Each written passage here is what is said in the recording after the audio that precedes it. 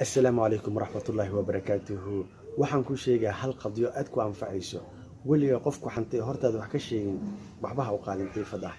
waayo Khalid ibn Walid radiyallahu anhu ayaa nin u yimid markaas ku yiri Khalid oo hebel ayaa ku xamanay wax ka sheegay markaas Khalid ku jawaabay hadii uu xamanay saxiifadiisu uu iska buuxiyay amba badsada amba ha yareysto waxba igama gelin nin kale ayaa nin u yimid markaas ku yiri hebelow ninkaas ayaa ku xamanay wax ka sheegay markaas wuxuu ku yiri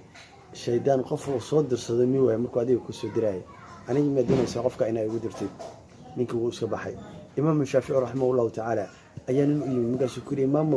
hebel ayaa aad ku xantay waxuna uu ka sheegay imaamku wuxuu ku jawaabay hadii uu run sheegay adiga isku diraal tahay hadii uu been sheegayna faasiq ayaa tahay imaamku wajiga ayuu u bedelay waan iskaga tagay waayo hay soo sheegay dadku waxay leeyihiin iyo waxaan ka raasanayo waxaan rabaa dadka in la shaqeysto on la qoslo on dareema shucuur maxaba aan dareema laakiin xaqdii xaasinimo dhaxdeena ka abuurin oo maalin walba war ha isoo gudbinin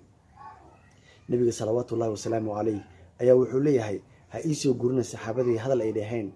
waayo waxaan doonayaa inaan ka tago adduunkan anigoo qalbigayga laabteeda waasac u tahay oo xumaan aan u qabin